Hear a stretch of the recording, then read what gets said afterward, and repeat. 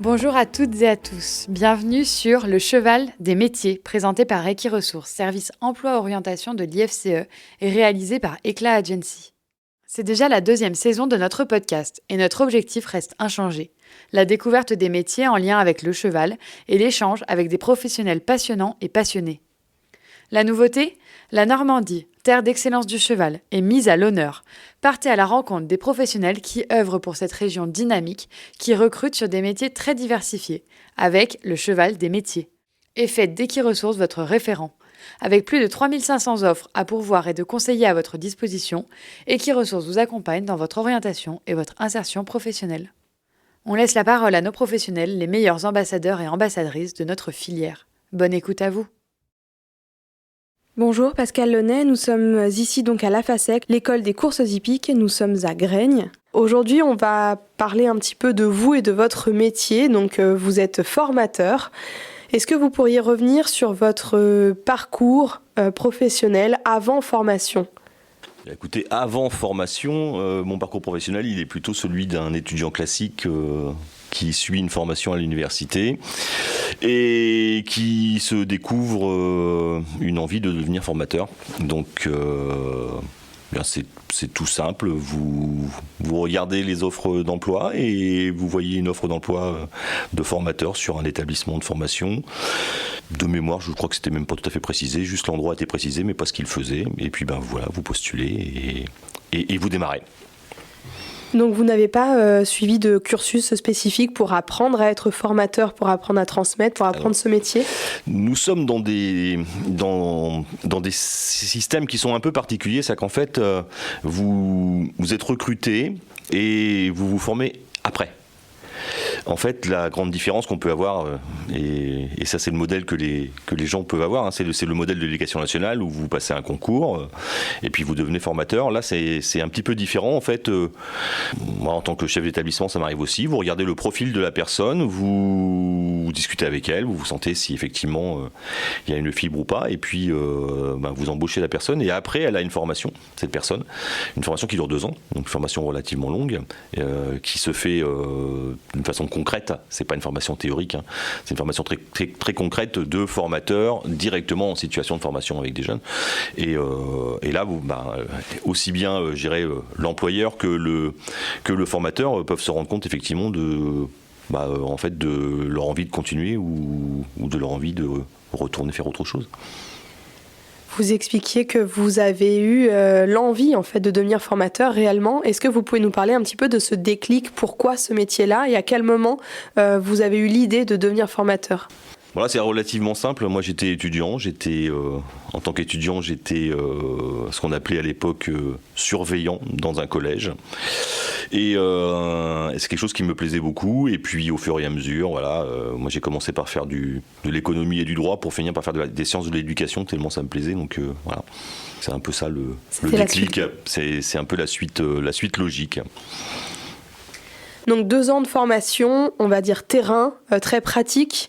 Est-ce que vous pouvez nous en parler un petit peu, comment elle se déroule réellement, quel est le contenu de cette formation ? Alors c'est une formation qui va se dérouler, alors sur les 2 ans, elle va occuper à peu près une dizaine de semaines sur les 2 ans, avec une alternance de semaines de formation qui se passe plutôt, alors chez nous, nous appartenons donc à une famille d'enseignement agricole qui s'appelle l'UNREP, ça se passe à Pantin, mais en fait vous allez avoir, votre formation elle va être faite aussi bien par des psychopédagogues, que par des spécialistes finalement de la formation, que par des formateurs également très expérimentés, puisque nous avons nous ici sur Graignes, sur le site, un formateur qui est formateur de formateurs.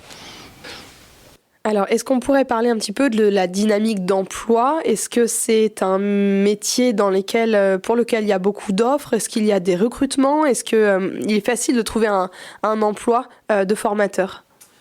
Alors si on parle de formateurs dans le milieu du cheval et plus particulièrement pourquoi pas dans le milieu des courses, formateurs dans nos centres de formation à nous, on a de très très grosses difficultés à trouver des formateurs. Effectivement, c'est quelque chose qui est très présent sur l'ensemble de nos sites. Trouver un formateur qui soit capable d'évoluer, qui ait envie d'être formateur et donc de prendre en charge quand même entre 10 et 15 jeunes avec des chevaux, parce que si on parle de formateur technique, on parle de formateur à l'écurie avec des chevaux. Ça s'improvise pas, donc ça fait peur. Honnêtement, je pense que les quelques personnes qui pourraient y penser à un moment quand elles voient une annonce, finalement, elles osent même pas franchir le pas pour venir chez nous. Donc en fait, c'est plutôt nous qui allons à la chasse au profil et qui allons concrètement sur le terrain pour essayer de trouver des personnes qui auraient cette fibre. Il y en a. Moi, j'en connais quelques-uns qui ont réellement la fibre formateur, mais qui n'osent pas franchir le pas. Est-ce qu'on pourrait parler un peu de vous ? Est-ce que vous pourriez nous décrire une journée de travail classique dans votre métier, dans votre activité de formateur ? L'activité de formateur, alors ça c'est pas exactement le métier que moi je fais aujourd'hui, mais l'activité de formateur dans une écurie d'application telle que la nôtre, ça va commencer par, l'appel des jeunes à 7h30 le matin. Donc comme tout formateur, en fait vous allez, mais vous êtes aussi comme tout formateur et en même temps vous êtes presque aussi comme un formateur de PS, c'est-à-dire que vous allez aussi gérer le côté vestiaire, je me change, je me mets en tenue, vous faites l'appel, et puis ensuite vous allez répartir le travail, vous assurer que les jeunes ont la capacité à le faire d'abord, et puis tout le travail va commencer. En fait, vous allez décortiquer le travail, quand vous devenez formateur, finalement, ce qu'il faut réfléchir au travail que vous faites tous les jours, et décortiquer les tâches une par une pour pouvoir finalement les affecter à un jeune capable de le faire. Donc il faut faire le box, il faut commencer par faire le box, il faut être capable d'approcher le cheval, etc. Et donc il y a toute cette réflexion-là à mener, et c'est vrai que on peut être un excellent professionnel en étant un très mauvais formateur, et on peut être un professionnel qui a peut-être pas nécessairement une grande réputation et être un excellent formateur. Il faut réellement une introspection sur votre technicité professionnelle, quoi. Alors on va essayer de donner un peu de crédit à ce métier et d'attirer des gens, mais je vais quand même vous demander de nous présenter un petit peu à la fois les avantages, mais aussi les inconvénients du métier. Qu'est-ce que vous aimez dans votre métier, et qu'est-ce qui pourrait être les contraintes ou les limites qui plaisent moins, qui sont moins attirantes ? Les avantages du métier, c'est de travailler auprès des jeunes. Si vous aimez travailler auprès des jeunes, si vous aimez former, si vous aimez transmettre, c'est l'atout principal de ce métier-là. Après, l'inconvénient que vous pouvez avoir dans le métier de formateur, je dirais métier de formateur technique dans une écurie d'application, c'est aussi finalement les jeunes, parce que vous en avez quand même une petite dizaine avec vous, que les jeunes en fait ils ont des niveaux hétérogènes les uns les autres, ils ont des motivations aussi parfois qui sont un peu différentes, et que c'est pas toujours facile à gérer concrètement sur le terrain. Mais je dirais que c'est le métier de formateur, qui soit dans une écurie ou qui soit dans une salle de classe. Enfin voilà, c'est pas toujours le plus amusant, et en même temps c'est le plus challengeant, quoi. Vous nous indiquiez qu'il n'est pas facile de trouver les bons profils, mais qu'il en existe quand même. Est-ce que vous pourriez faire un petit peu le point sur les qualités nécessaires pour être un bon formateur ? Qu'est-ce que ça demande comme qualité intrinsèque ? Il faut avoir un esprit d'ouverture, il faut être très attentif à tout ce qui peut être nouvelle technicité, nouvelle pédagogie, nouveau matériel. En fait, il y a une évolution extrêmement importante dans ce métier, et que du coup, il faut transmettre aux jeunes. C'est qu'aujourd'hui, on n'entraîne plus les chevaux comme on faisait à une époque, en se disant ça sent bon, il va pouvoir courir.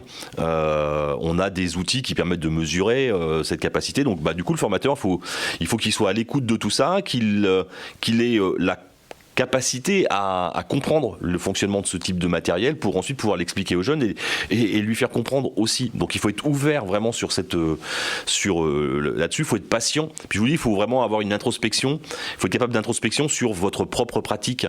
C'est-à-dire en fait, comment je fais ça, comment je peux apprendre à un jeune à le faire, et avoir aussi cette capacité finalement à observer un jeune et à voir comment il fonctionne, parce que les professionnels disent souvent que les chevaux ils fonctionnent pas tous avec les mêmes ficelles. Les jeunes c'est pareil, il faut être capable de savoir ce qui va les intéresser, les motiver, comment le motiver pour quelque chose dont il ne semble pas vraiment intéressé, quoi. Si on balaye un petit peu l'avenir, quelles sont, d'après vous, les projections qu'on peut faire pour ce métier et pour cette filière ? Alors, les projections pour ce métier, très honnêtement, en tout cas sur les centres de formation de la FASEC, donc en fait les formations uniquement du monde des courses, on va dire, puisqu'on a 5 centres de formation en France, sans vouloir être désagréable, on a des postes à pourvoir et surtout on a une population de formateurs qui est un peu comme moi, un peu vieillissante. Donc ça veut dire qu'à un moment, il va y avoir obligatoirement du remplacement à faire. Donc il y a des postes à pourvoir. Il y en a là au jour d'aujourd'hui. Là, nous sommes en octobre 2021. Il y a, à ma connaissance, 2 postes à pourvoir. Et il y aura un poste à pourvoir à Graignes à la rentrée prochaine. Donc c'est des unités, mais il y a des postes. Voilà. Si vous pouviez adresser un mot aux jeunes qui souhaiteraient peut-être s'orienter vers ce métier-là, quel conseil en fait vous pourriez leur prodiguer ? Avoir l'esprit ouvert, voilà. Et surtout ne pas faire comme ils font avec leurs chevaux, ne pas mettre d'œillères. Bien regarder tout ce qui se passe autour, tout l'environnement, parce qu'aujourd'hui on est sur un environnement qui est extrêmement mouvant et qui évolue beaucoup. Et il faut aller voir aussi ce qui se passe ailleurs. Et il faut sortir du monde des courses pour aller voir ce qui se passe chez les chevaux de selle, pour aller voir, quand on est dans le monde des courses, pour aller voir ce qui se passe chez les galopeurs. Il faut avoir cet esprit ouvert parce que c'est, je pense, le seul moyen qu'on aura aujourd'hui pour évoluer. Est-ce que vous voulez avoir un dernier mot, quelque chose pour venir compléter vos propos ? Non, après, on est sur des postes qui sont très particuliers parce que voilà, on ne peut pas être formateur dans une écurie d'application d'un établissement sans avoir, à un moment ou un autre dans sa vie, avoir été salarié dans ce même métier. Et quand on est salarié, il faut quand même être... Je pense qu'il faut avoir été salarié quelques années et puis il faut garder cette flamme aussi. Voilà, parce que c'est vrai que c'est un métier épuisant et que parfois on le quitte parce que on en est un peu fatigué. Pour compléter les propos il faut garder cette flamme parce que c'est un métier passionnant et que derrière, ce que souvent les professionnels qui pourraient devenir formateurs oublient, c'est que sans formation, il n'y a pas de renouvellement dans ce métier. Merci Pascal Launay. Je vous en prie. Pour compléter les propos de notre invité, nous sommes partis à la rencontre de Céline Saillet, conseillère emploi et formation chez Equiresources. Alors ne bougez pas, nous donnons la place au mot du conseiller Equiresources. Pour devenir formateur en établissement scolaire, il est conseillé de suivre soit une école d'ingénieur agricole agronome, soit un BTS agricole, analyse, conduite et stratégie de l'entreprise agricole ou production animale, puis de poursuivre avec une licence professionnelle management des établissements équestres ou production animale. Pour enseigner en lycée agricole public, il est conseillé de suivre le cursus Master Métier de l'enseignement de l'éducation et de la formation, parcours professorat dans l'enseignement général technologique et professionnel agricole. Et ensuite, vous devrez passer un concours externe. Le master vous prépare notamment au concours. Pour enseigner en lycée agricole privé, les conditions sont fixées librement par les établissements. Outre de très bonnes connaissances techniques de la discipline enseignée et de la filière agricole et équine, le formateur doit bien sûr être pédagogue, à l'écoute et savoir s'adapter au public auquel il s'adresse. Il doit être organisé et se tenir informé des innovations et évolutions des pratiques dans sa discipline. En moyenne, 11 offres d'emploi par an ont été publiées sur Equiresources ces 3 dernières années. Pour en savoir plus, vous pouvez consulter la fiche métier formateur sur le site d'equiresources.fr. N'hésitez pas à contacter les conseillers d'Equiresources pour vous accompagner dans votre orientation.